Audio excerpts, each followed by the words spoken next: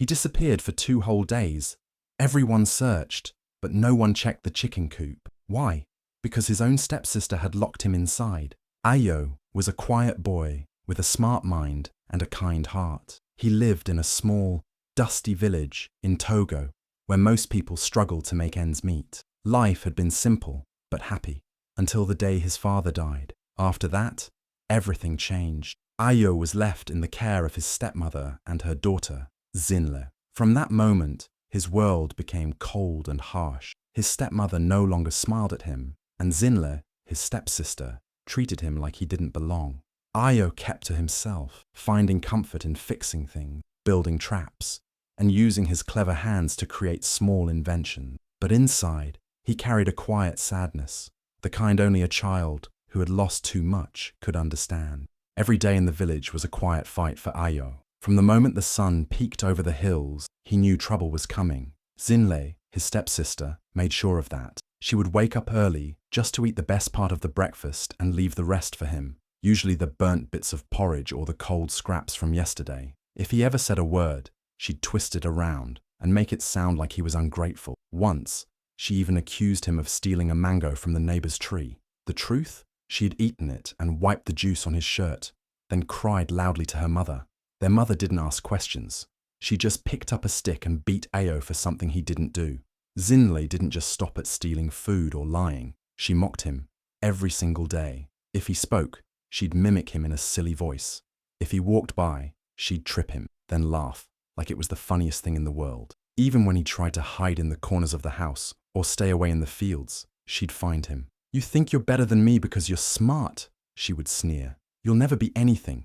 You're just the son of a dead man." Those words cut deeper than any stick ever could. Ayo never fought back. He kept his head down, swallowed his pain, and tried to stay out of trouble.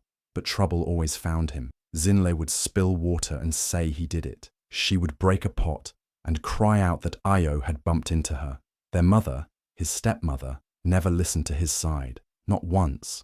Her eyes only saw Zinle's tears, never Ayo's silent suffering. It was like he was invisible in his own home. He did chores from morning to night, fetching water, collecting firewood, tending the small garden, while Zinle rested in the shade or played with her friends. Sometimes at night, Ayo would lie awake staring at the roof, wondering why his life had turned out this way. He missed his father's voice, the way he used to call him "my little lion." His father had believed in him, but now all he had were Zinle's cruel words and the cold shoulder of a woman who was supposed to care for him. Still, he kept going. He helped people in the village, fixed broken tools, and stayed curious. While Zinle wasted her time mocking him, Ayo was secretly learning and building things from scraps. He had a quiet strength, one that no amount of bullying could crush, but no one saw that side of him. To the villagers, Ayo was just the poor boy with sad eyes. Even they looked past him, never knowing the battles he fought daily behind closed doors. Zinle made sure he stayed in the shadows. And their mother? She turned a blind eye to everything, either out of ignorance or choice. She never questioned why Ayo seemed thinner each day, or why his clothes were always torn. She didn't notice how he flinched when she raised her voice, or how he stared at the ground when spoken to. The only time Ayo smiled was when he was alone in the fields or near the river, building small traps and tools with his hand. It was his escape, his little world where no one could hurt him. But even in those moments, Zinle would sometimes appear, throw stones at his work, and laugh at his dream. "You and your stupid ideas," she'd say. "No one cares what you make." But Ayo kept going, because deep down, he believed that one day things would change. One day, the world would see what he was truly capable of. He didn't know how or when, but he knew his time would come. And until then, he would endure, because that's what quiet fighters do. One night, something strange happened in the village. Several goats had gone missing from different homes.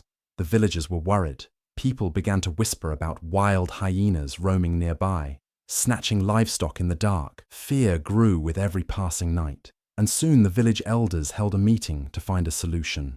While others panicked, Ayo quietly worked on something. Using bits of rope, sticks, and old metal pieces he had been collecting, he designed a smart trap.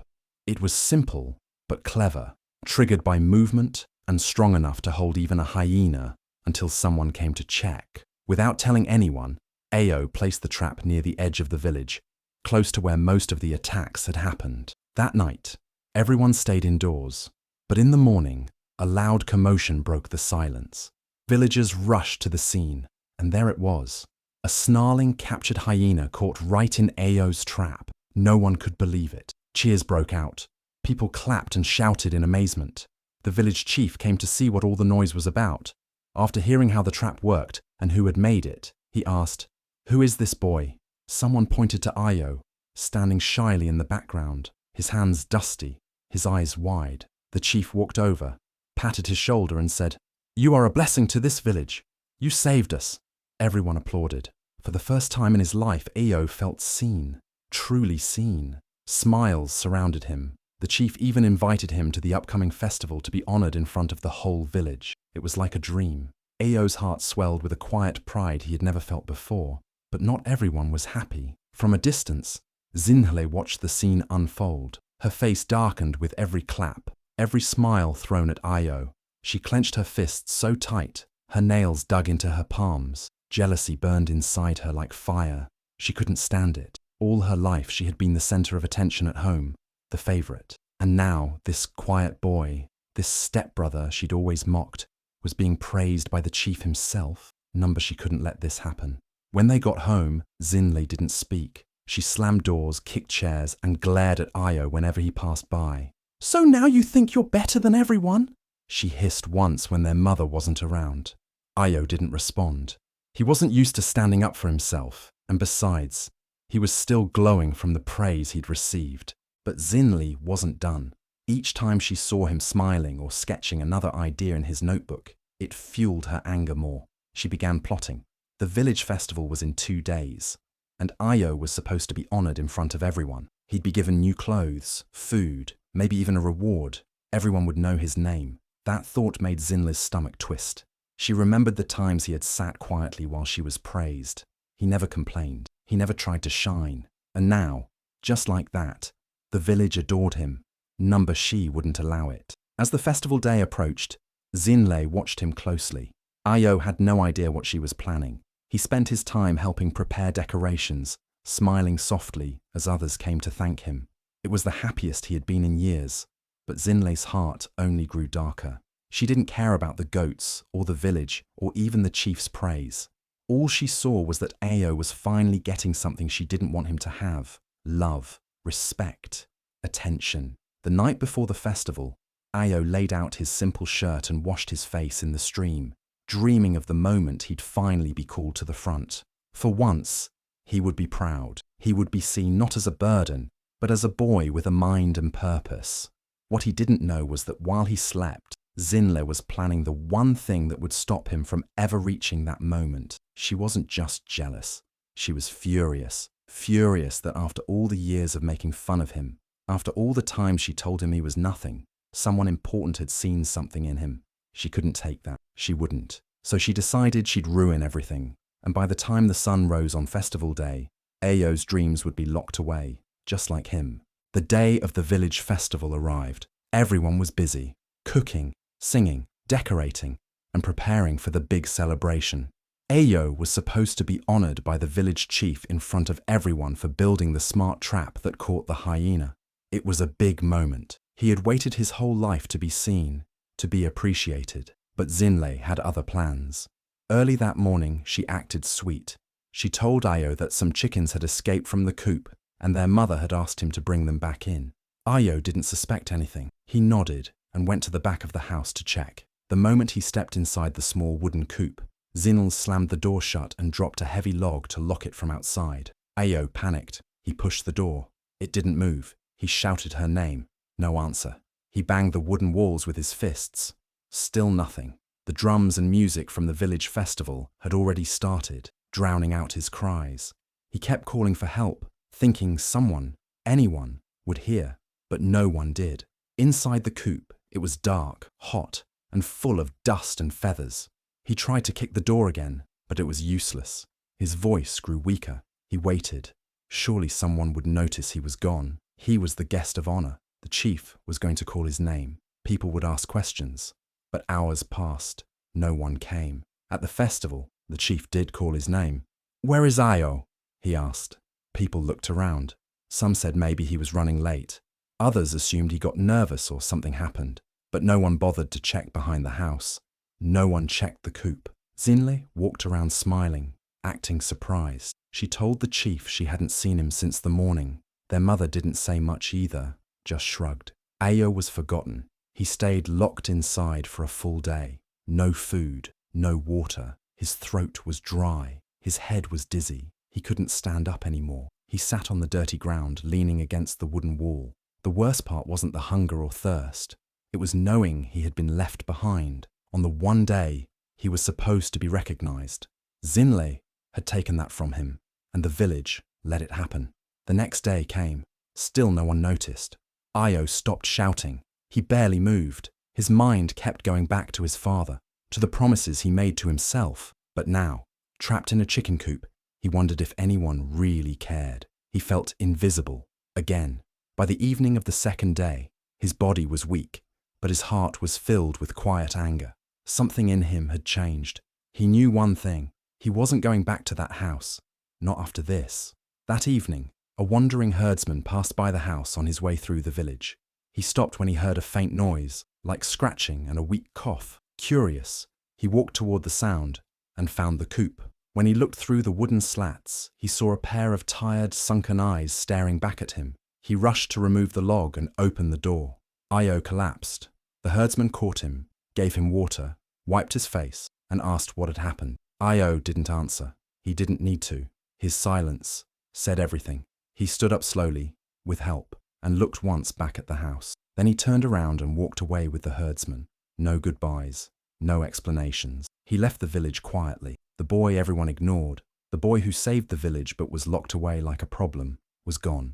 Ayo couldn't remember how long he had been lying on the floor of the chicken coop. His body was weak, his mouth dry, and every part of him ached. The second day in the dark, hot coop felt like a punishment that would never end. His legs had stopped trying to stand. His voice was lost. His heart felt heavier than his body. He had stopped shouting long ago. He had stopped hoping. But then, just as the evening began to settle over the village, something shifted. A soft crunch of footsteps approached the back of the house. A wandering herdsman, passing through the village with his cattle, paused when he heard something strange. It was faint, a soft thud, maybe a cough or a scratch. He followed the sound and reached the small chicken coop. At first glance, it looked empty. But then, through a small crack in the wooden boards, he saw movement. A boy's eyes, tired, sunken, and silent, met his. The herdsman quickly dropped his staff and pulled away the heavy log. As soon as he opened the door, Ayo collapsed into his arms. The man caught him, shocked at how thin and fragile the boy felt. Without asking questions, the herdsman gave him water, tore a piece of cloth to wipe his face, and helped him sit up. Ayo didn't say much. He just looked at him, not with fear, but with something else. Like a quiet decision had already been made inside him. The herdsman asked, "What happened to you?" Ayo didn't reply. He didn't want to. Not yet. He looked at the house in the distance. The same house where he had lived with his stepmother and Zinle. The same house where no one came looking for him. Where no one noticed his pain. He stared at it for a long time. Then he turned away. The herdsman helped him to his feet. Ayo leaned on him as they walked. They didn't head toward the village center. They didn't ask for help. They didn't wait for anyone to realize he was gone. Ayo didn't want to be found. Not by them. Not anymore. He walked away with the herdsman, slowly, step by step, out of the village and into the open land beyond. The fields turned into tall grass. The grass opened into the wild savanna. The village lights faded behind him, and Ayo didn't look back. No one in the village noticed. The festival had ended. People were tired, cleaning up, laughing over leftover food. Zinle went to bed smiling, thinking she had won. Their mother never asked about him. Days passed. Some people began to wonder where the boy had gone, but no one searched. No one cared enough. Ayo, meanwhile, travelled far with the herdsman. They walked under stars, shared dry bread, and slept near campfires. The herdsman, seeing how smart and quiet the boy was, taught him how to live on the move, how to listen to the land, how to read the sky, how to survive. Ayo listened. He learned quickly. He spoke little. His silence was not fear anymore. It was strength. It was focus. Wherever they stopped, people were drawn to the boy. He asked sharp questions, helped fix broken tools, and quietly solved problems. The herdsman began to trust him deeply. He told Ayo stories of distant cities, places with schools, technology, and business. Ayo listened to every word. He started to dream again, not of being accepted by his family, but of becoming something far bigger than his village ever imagined. He promised himself something on one of those long walks. One day, he would return, but not as a lost, forgotten boy. He would come back as someone the village would never forget. For now, though, Ayo disappeared into the vast, open world. A small boy who was once locked in a chicken coop, now walking free across the land, holding on to a quiet fire inside him, not for revenge, but for purpose.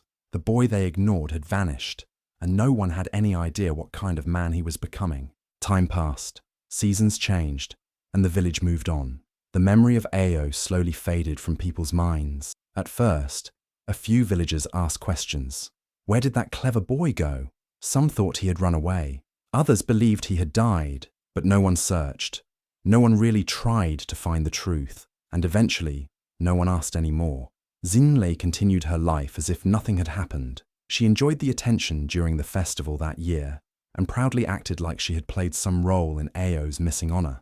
But deep inside, she knew what she had done. Still, she never spoke of it. She hid it behind her smile, behind her fake kindness. But the truth doesn't stay buried forever. Guilt started eating away at her slowly, quietly, like a termite in wood. It didn't show on the outside, but it hollowed something inside her. As she grew older, her beauty faded. The charm that once got her praise became pride. She turned arrogant. She mocked others, always trying to feel above them. But people started to see through her. Her jokes became bitter. Her words turned sharp. No one laughed with her anymore. They just nodded and walked away. Their mother, now older, struggled to take care of the house. Her health began to fail, and her energy was gone. Without Ayo, who once helped with small things around the home, everything became harder. The little money they had was quickly spent. The small garden they once depended on dried up during a harsh season.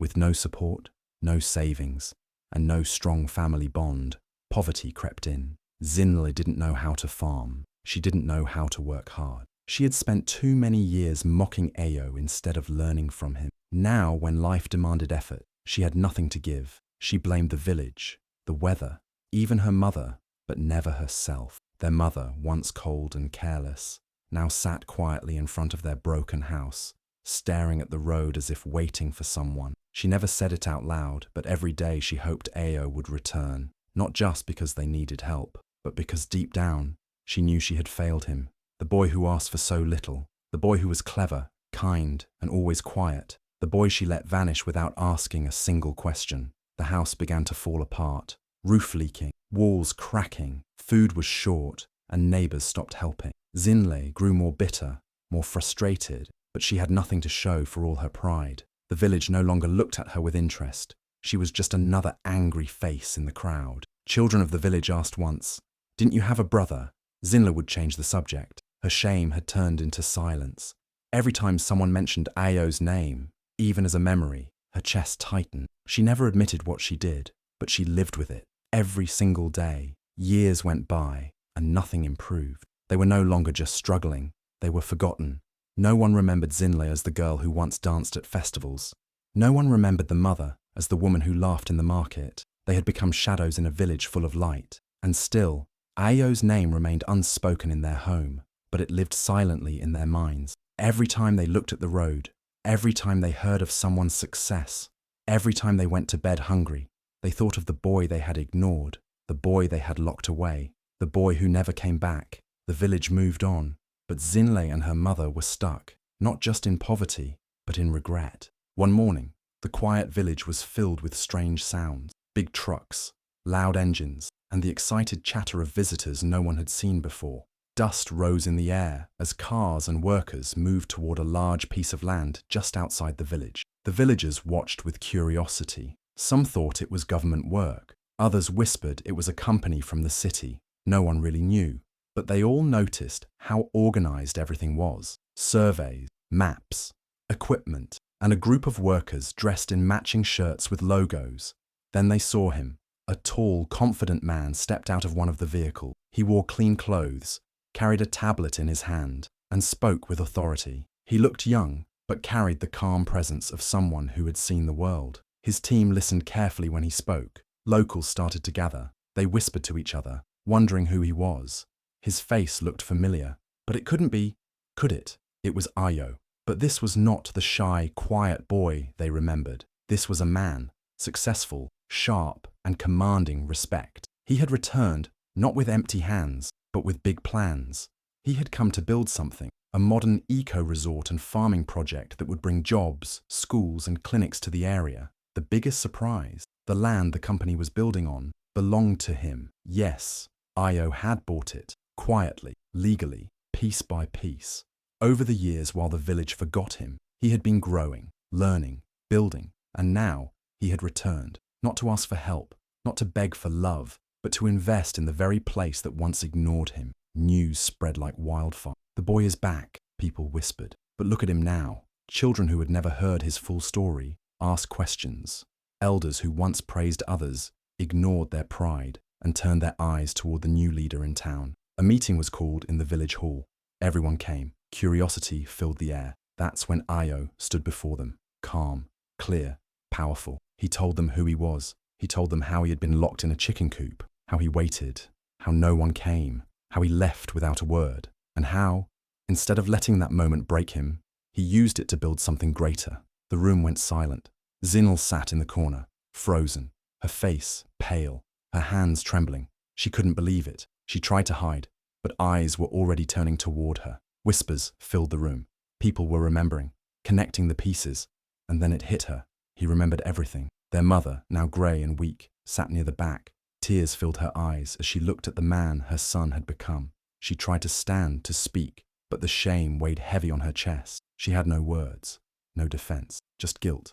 Zinle fainted. Ayo didn't raise his voice. He didn't shame them. He simply said, "I'm not here to punish. I'm here to build, but I will not live in the place that locked me away." He walked out of the hall, leaving behind a silence deeper than any speech. The villagers respected him more for that than anything else. He kept his promise. He started the building. He hired people. He offered jobs. He funded schools and clinics. He gave the village a new future. But he never moved back into the house. He never stayed a night in the village. The boy who once begged to be seen had returned as a man no one could ignore. The village meeting was called in the large open hall near the center of the village. Word had spread quickly. The new landowner wants to meet everyone. By now, most people already guessed that something big was coming. They had seen the men working, the machines moving, and the land clearing. But what they didn't expect was the mystery man himself requesting to speak to the entire village face to face. Curiosity filled the air. Everyone came. Elders, farmers, children, even those who usually stayed away from gatherings. Ayo stood in front of them with quiet confidence. He was dressed in simple clothes, but everything about him, his posture, his eyes, his calm, spoke of power and wisdom. No one in the crowd recognized him completely yet. He looked familiar, yes, but the years had changed him so much that people only whispered and wondered. Ayo looked over the faces. Some had once ignored him, some had mocked him, some had simply forgotten he existed. But now they were all here, waiting to hear what he had to say. He cleared his throat and began. Years ago, a boy lived in this village. He was quiet. He was often alone. After his father died, his life became difficult. He was blamed for things he never did. He was mocked, mistreated, and ignored. The villagers listened in silence. One day, that boy built something smart, a trap to protect animals. The village praised him, but not everyone was happy. On the day he was supposed to be honored, he disappeared. For 2 days, he was locked in a chicken coop. He cried, he begged. No one came. Now the silence became heavy. People shifted in their seats. Faces dropped. A few mouths hung open as the truth began to rise in their minds. That boy was me. Gasps echoed around the hall. A woman covered her mouth. A man shook his head in disbelief. Children looked at their parents, confused. The air was thick with shock. I was rescued by a stranger. I walked away from this place. I left everything behind. But I never forgot. Not the pain, not the silence, and not the lesson it taught me. that sometimes the people who are supposed to care for you are the ones who will hurt you the most. At that moment, all eyes turned to one person, Zinl. She sat frozen, her mouth open, but no words coming out. Her face went pale, her eyes blinked fast, like she was trying to escape the truth, but there was nowhere to run. Her past had caught up with her, right in front of the whole village. Then, without warning, she fainted. She fell back onto the floor, and several women rushed to her side. No one laughed, no one mocked. The shame was too deep, and everyone could feel it. Ayo didn't move. His voice remained calm. I am not here for revenge. I am here to build, to give this village what it needs. Jobs, schools, healthcare. Not because I owe it anything, but because I know what it's like to be ignored. No child in this village should ever feel like I did. In the back of the hall, his stepmother, older now, weak, with a walking stick, stood up slowly. Her face was wet with tears. Her voice cracked as she spoke. Forgive me, she whispered. I was blind. I let my child suffer. I don't deserve your kindness, but I beg for your mercy. For a moment, Ayo just looked at her. It was hard to tell what he felt. Then he nodded slightly. I forgive you, he said softly, but I will not return to your house. My home is now somewhere else. The villagers sat in stunned silence. They had never seen anything like this. A boy who had been buried in silence had returned like thunder, not to destroy but to lift up the same village that turned its back on him. That night, people went home without saying much. Their minds were full, their hearts were heavy. They had seen not just a revelation, but a transformation. The forgotten boy had become the builder of their future.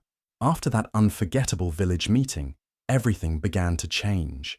The land that had once been dry and unused now came alive with movement and purpose. Ayo didn't waste time. He brought in workers, engineers and planners.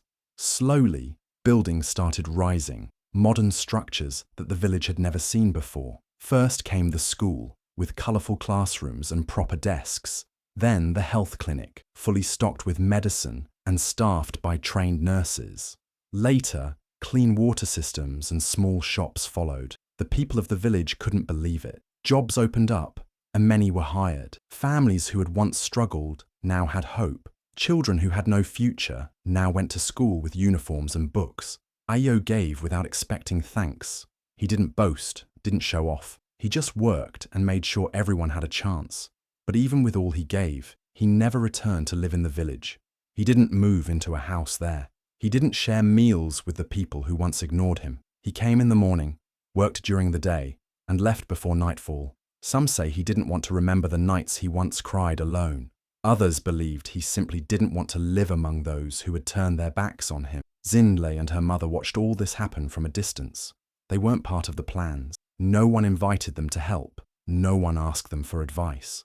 They stood on the edge of the new world Ayo was building, unable to step inside. For the first time, Zinle felt powerless. The girl who once had everything now had nothing but silence and regret. Their house grew older. The roof leaked more.